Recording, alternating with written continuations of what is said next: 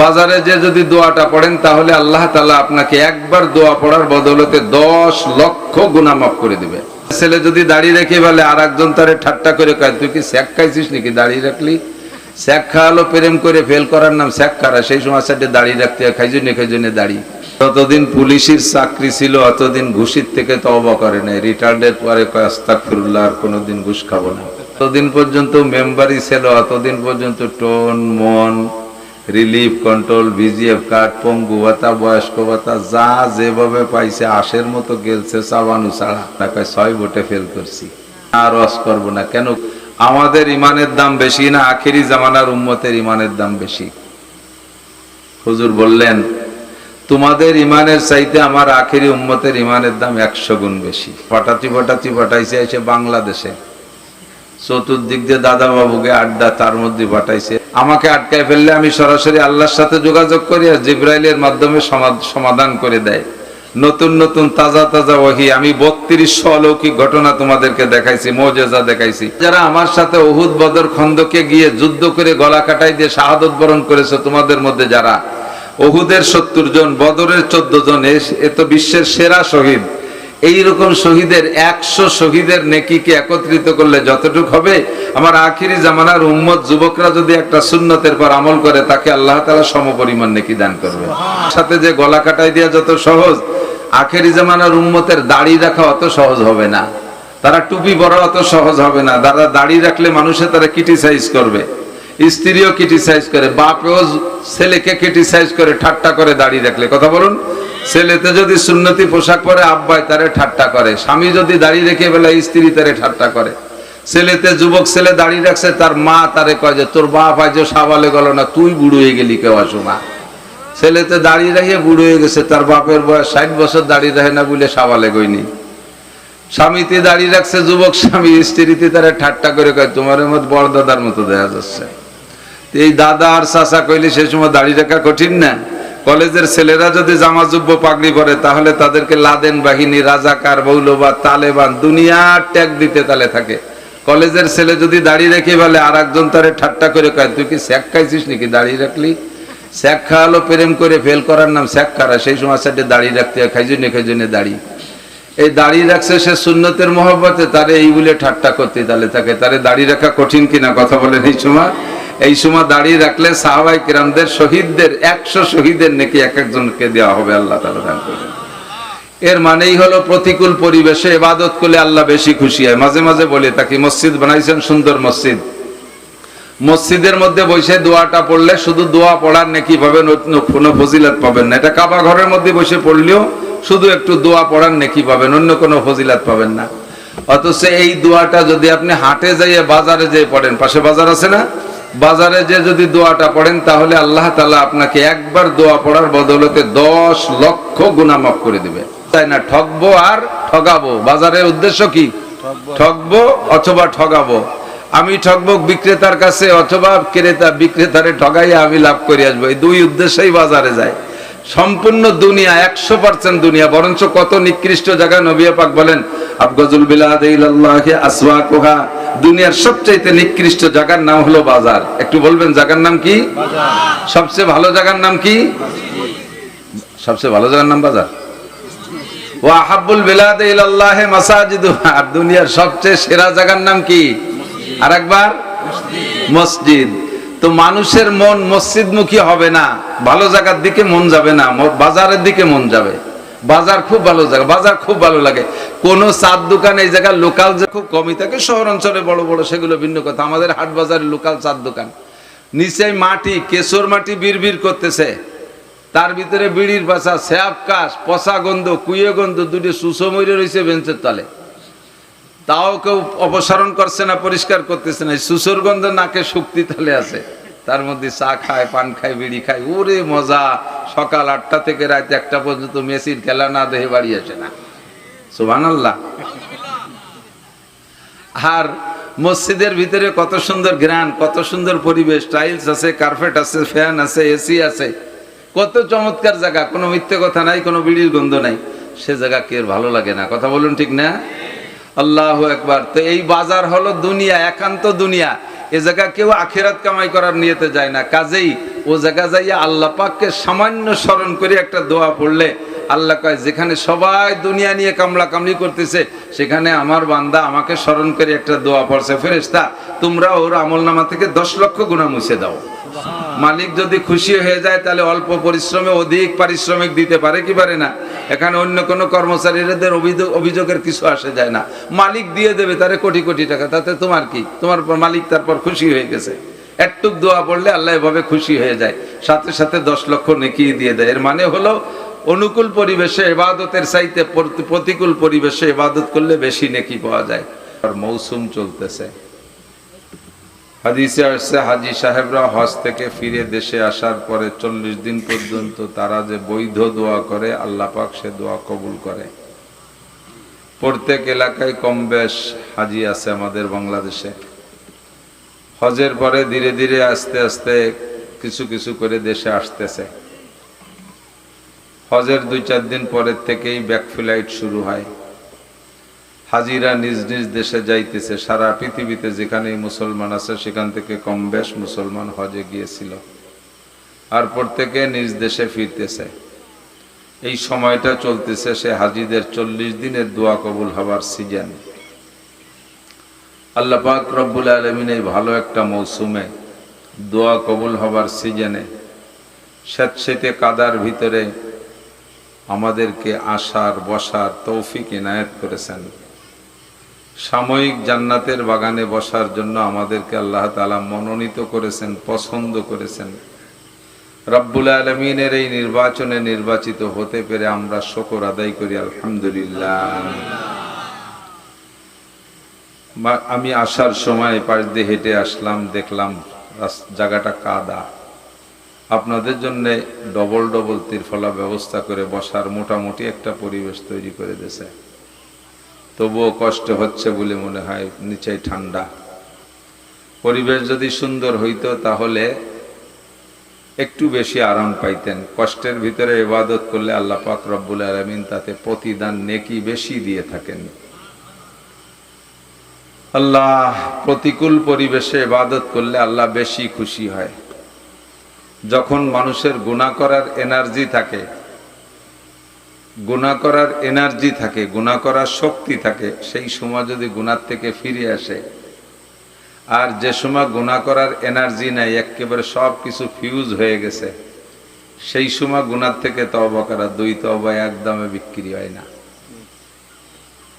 যতদিন পুলিশের চাকরি ছিল অতদিন ঘুষির থেকে তওবা করে নাই। রিটায়ার্ডের পরে কয় আস্তাগফিরুল্লাহ, আর কোনোদিন ঘুষ খাবো না। কে খাবা না? কয় চাকরি নেই।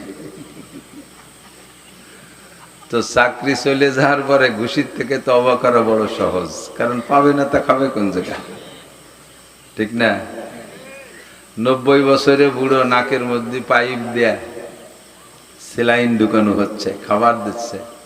সেই বুড়ো যে কোনো সময় চলে যায়, গ্যাড় গ্যাড় সেলেসা শুরু হয়ে গেছে, সেই সময় যদি কয় আল্লাহ আমি আর কোনোদিন ডাকাতি করব না, কে করবো না? তো উঠারই শক্তি নেই, তা ডাকাতি করবা কোত্থেকে? যার ডাকাতি করার শক্তি আছে, ক্ষমতা আছে, সে যদি ডাকাতির থেকে তওবা করে, এটাই হলো অরিজিনাল তওবা, ঠিক না? যতদিন পর্যন্ত মেম্বারই ছিল অতদিন পর্যন্ত টোন, মন, রিলিফ, কন্ট্রোল, ভিজিএফ কার্ড, পঙ্গু ভাতা, বয়স্ক ভাতা যা যেভাবে পাইছে আশের মতো গেলছে চাবানু ছাড়া। এই এলাকার মেম্বার না, অন্য এলাকার। তো মেম্বারি ছুটে যাওয়ার পরে যদি যেবার ফেল করছে, সেইবার যদি আর কোনোদিন এই আকাম করবো না, কে করবো না? কয় 6 ভোটে ফেল করছি। মেম্বাররে কইছি বিদায়, আর সবাই খুশি আছে যে ধরছে এক মেম্বাররে। এমন করে সবাই। আমিও যেদিন বুড়ো হয়ে যাব সেদিন একদিন আমি এই কথা বলতে পারবো না। সেদিন যদি বলি না আর ওয়াজ করবো না, কেন করবেন না? ওয়াজ করার ক্ষমতা নাই, তাই করবো না। তো বলতে চাইছি, শক্তি থাকতে, গুনাহ করার এনার্জি থাকতে যদি তওবা করে, গুনাহ থেকে ফেরে, তাহলে সেই তওবার খুব গুরুত্ব, আল্লাহ পাক খুব পছন্দ করে।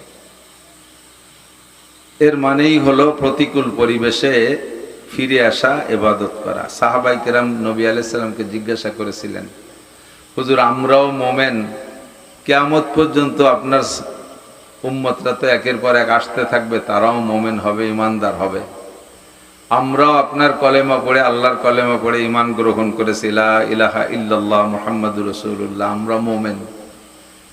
আর সাহাবায়ে কিরামরা ওই কলেমা পড়ে ঈমান গ্রহণ করেছে, মুমিন। আমরাও সেই কলেমায় মুমিন না?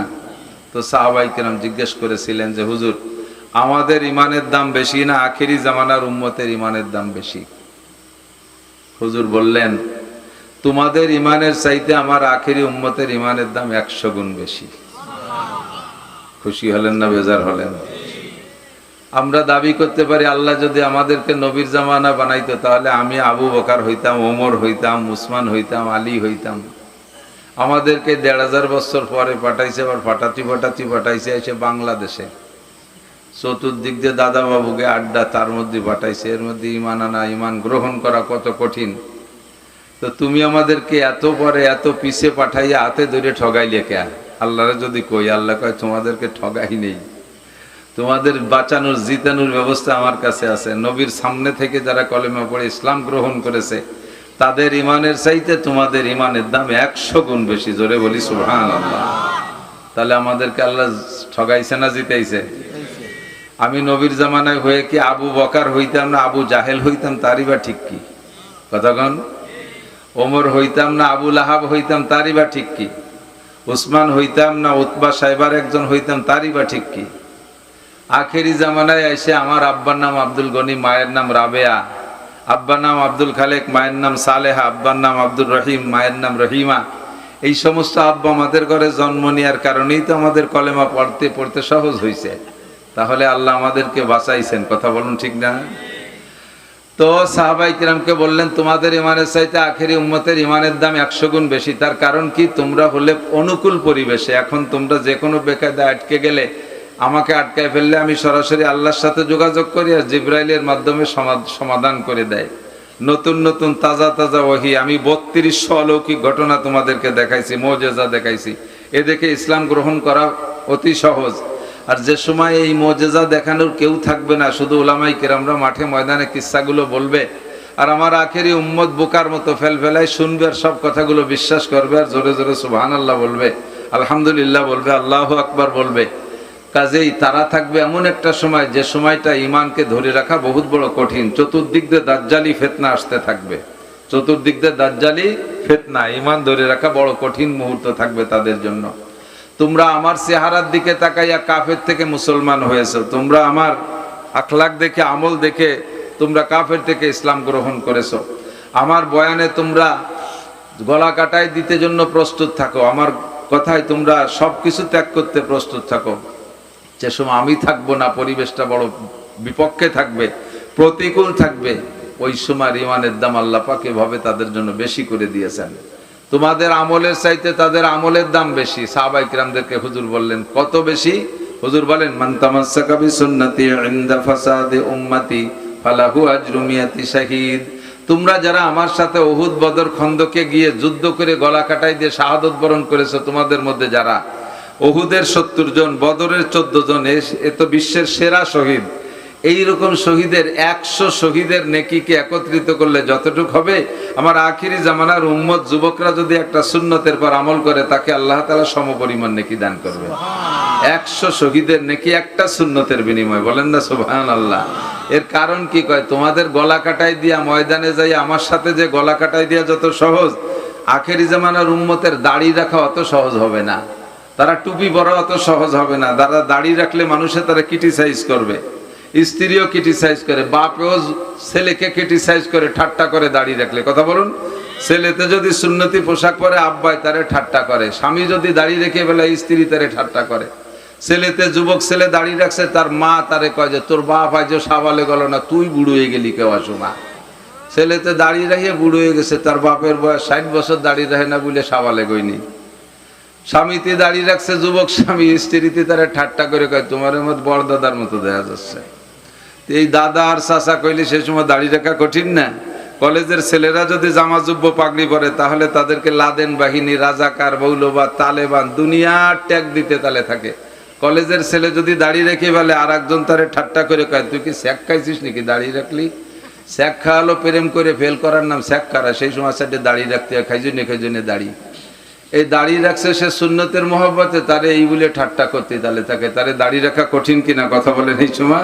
এই সময় দাড়ি রাখলে সাহাবাই কিরামদের শহীদদের 100 শহীদের নাকি এক একজনকে দেওয়া হবে, আল্লাহ তাআলা দান করবেন।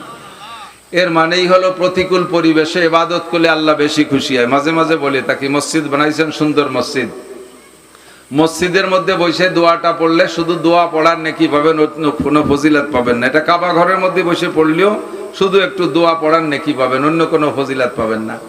অথচ এই দোয়াটা যদি আপনি হাটে যাইয়ে বাজারে যেয়ে পড়েন, পাশে বাজার আছে না, বাজারে যে যদি দোয়াটা পড়েন তাহলে আল্লাহ তাআলা আপনাকে একবার দোয়া পড়ার বদৌলতে 10 লক্ষ গুনাহ মাফ করে দিবে।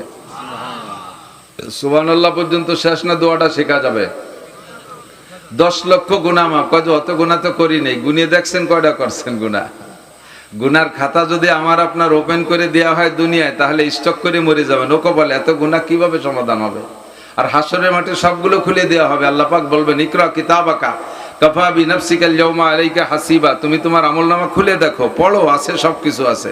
লা ইগাদিরু সগীরাতা ওয়ালা কাবীরাতা ইল্লা আহসাহা ওয়া ওয়াজাদু মা আমিলু হাযিরা ওয়ালা ইয়াজলিমু রাব্বুকা আহাদা। ছোট বড় সব গুনাহ আমলনামার মধ্যে লেখা আছে।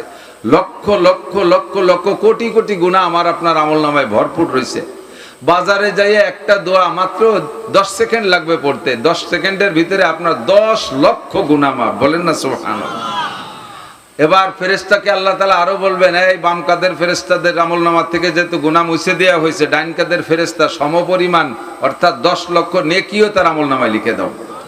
দোয়াটা পড়তে হবে কোন জায়গা? মসজিদে না বাজারে?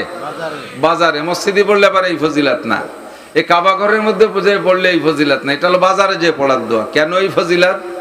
ফেরেশতারা বলে আল্লাহ একটুক সামান্য ইবাদতে বস্তা ভরে নেকি দেবো, আর এইভাবে পাইকারি দরে গুনাহ মাফ করে দেবো, কি তো বুঝতে পারলাম না ব্যাপার সেবার। আল্লাহকে হাট বাজার হলো দুনিয়া কামাই করার জায়গা। এই জায়গা যারাই আসে বাজার করতে দুনিয়া কামাই করতেছে। হাটে যায় কি দুনিয়া কামাই করার জন্য না? ক্রেতা বিক্রেতা সকলেই তো দুনিয়ার ধান্দায় হাটে যায়, নাকি বলেন? যাওয়ার সময় কেউ কি এখন কোরআন শরীফ গলায় নিয়ে যান নাকি যে হাটে 2 ঘন্টা থাকবো, এক কোনায় বসে 2 ফোঁটা পড়ে আসবো? কেউ একটা যায় নামাজ গাড়ি করে নিয়ে যায় না, পকেটে তসবিহ থাকলে ভালো, না থাকলে হাতে করে নিয়ে যায় না নতুন করে, যে বাজারে 2-3 ঘন্টা থাকবো নি, 4 দোকানে বসে 1 লাখ কলেমা পড়ে আসবো। এ নিয়েতে কেউ যায় না, ঠকবো আর ঠগাবো। বাজারের উদ্দেশ্য কি? ঠকবো অথবা ঠগাবো। আমি ঠকবো বিক্রেতার কাছে, অথবা বিক্রেতারে ঠগাইয়া আমি লাভ করে আসবো। এই 2 উদ্দেশ্যেই বাজারে যায়। সম্পূর্ণ দুনিয়া 100% দুনিয়া। বরঞ্চ কত নিকৃষ্ট জায়গা নবী পাক বলেন আবগাজুল বিলাদ ইলাল্লাহি আসওয়াকুহা, দুনিয়ার সবচেয়ে নিকৃষ্ট জায়গার নাম হলো বাজার। একটু বলবেন জায়গার নাম কি? বাজার। সবচেয়ে ভালো জায়গার নাম কি? সবচেয়ে ভালো জায়গার নাম বাজার।